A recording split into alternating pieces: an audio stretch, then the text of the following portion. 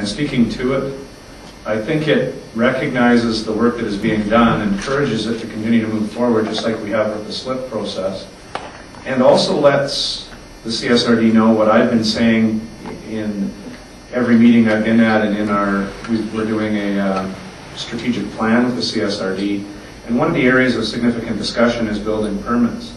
And there's still areas that feel they shouldn't have building permits and should have nobody making sure the building is being done properly. And I think that it's important that we as a city encourage the members that we are in the CSRD with that building permit process is important as one of those controls. So I think this is a positive motion. It doesn't say we don't want growth. It says we want controlled, ordered, and environmentally responsible development. Councillor Dice. Yeah, I can support this motion. I think that it's important that, and I appreciate the work that CSRD is doing to develop the OCPs and the liquid waste management and to get sort of a handle on their development, because they do have a large area. I think the most important thing is that these are things that we do already, which I think is the resources and the ability. But for long-term looking at managing development of the CSRD, it's easier to keep than it is to get clean. So if you have all the buildings with proper codes and the proper guidelines, it's less maintenance and less to worry about than having to go back and make sure and grandfathering a bunch of things in. So the sooner that they're able to enforce or get building code in there and get these other plans, then the sooner it is that it'll be easier to manage in the long run. So I'll vote in favor of this motion. All in favor? Motion's carried. Councillor Zan. I just have one question for Councillor Cannon.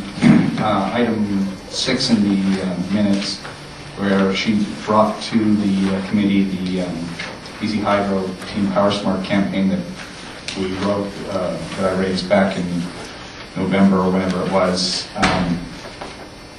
What was the sort of response of the committee, if anything, and in terms of, because the committee discussed the subject of energy reduction and the savings involved, and for example, were the committee members willing to, or had they already indicated any likelihood they'd signed up for the challenge?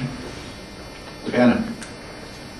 We actually discussed it, and most of the members said that they were going to sign up, and I think last meeting pretty much all of them had signed up.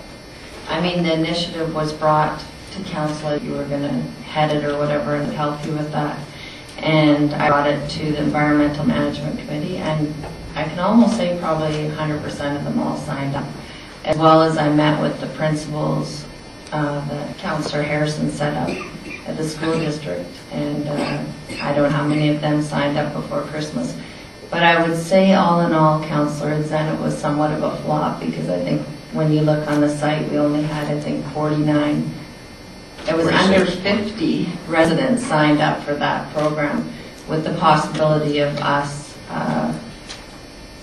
getting a $20,000 grant. So I don't think those numbers are going to put us on top by any means. So the Bowen Island, which is in a different category because it's a small community as opposed to us, who are a medium community, had 300 signed up. They have 3,000 people. So I think something like this takes more than a few blurbs in our local newspaper. You really have to go full-fledged media drives and creativity to get people to sign up for sure. So. I was just going to comment that, yeah, and I had a feeling that was the case. Unfortunately, I couldn't commit as much time as I'd hoped due to work commitments, but really my sort of challenge to the community ongoing is for them to continue to make efforts for energy reduction, and if BC Hydro keeps the website up, for them to go online and find out what they can do for those that have computer access and internet access, to reduce their energy consumption, as well as take on a commitment to seriously reduce the amount of energy they use. And certainly that will help if more of our community moves in that direction for our longer term community energy goals, and making our community a more energy efficient and environmentally responsible community. Thank you. And that brings us to our next item, which I believe has a motion in there. Environmental Management Advisory Committee meeting minutes of December the 11th. Motion. Moved by Councillor Harrison, second Councillor Cannon, that the Environmental Management Advisory Committee meeting minutes of December 11, 2007 received as information, and the following recommendation be endorsed. That the Environmental Management Advisory Committee recommends to Council that the City of Salmon Arm commit to the British Columbia Climate Action Charter between the Province of British Columbia and the Union of British Columbia Municipalities as a signatory local government by signing up for the charter. I'll speak to this. I think this first came up, we decided to refer to the Environmental Management Committee. They've come back with this recommendation. I don't have a problem with this. I think we are starting down the road to that. We're looking into the E3 fleet initiative, I believe the committee is doing that. We're going down the anti-idling road.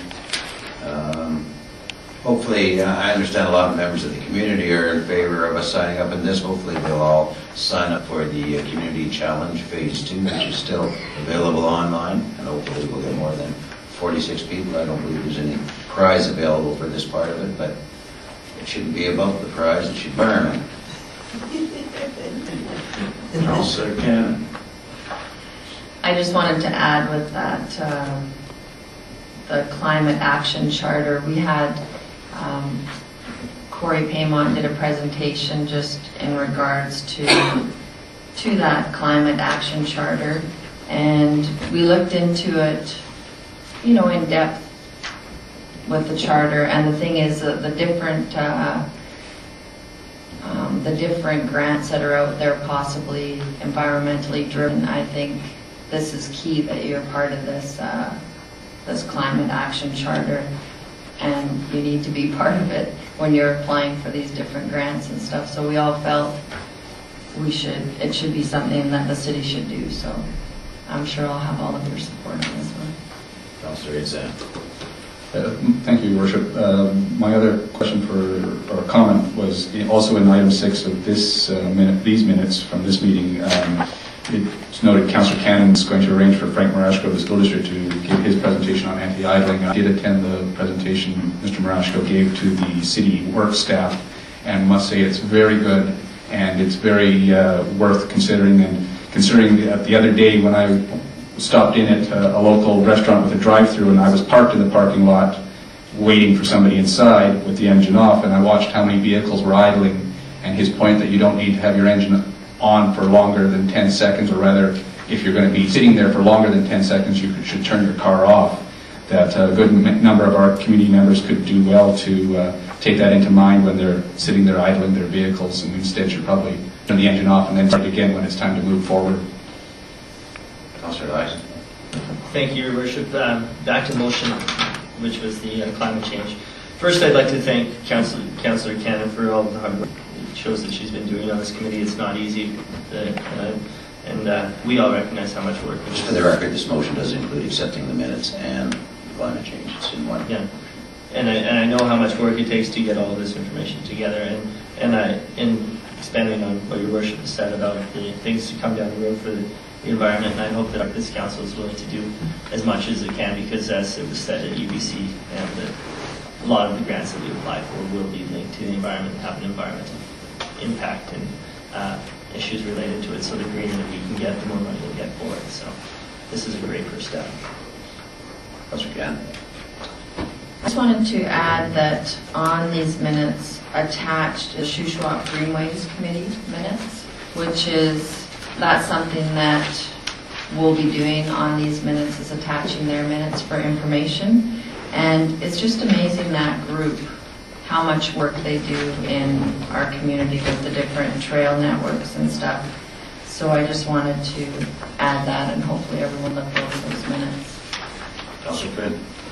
Yeah, I'll be voting in favor of accepting the minutes, obviously, and of the motion, but I guess maybe we could call a question to that, because I wanted to comment on the Greenways Committee as well. Any further? All in favor? Carry on. I was reading the Greenways Committee minutes and realized how many of the trails that I do utilize personally, and I don't think it's maybe the recognition they deserve, so it's interesting that Councillor Cannon would make the same comments. I've been to New Park Hill trails recently, and the trails off of the Canoe Beach parking lot.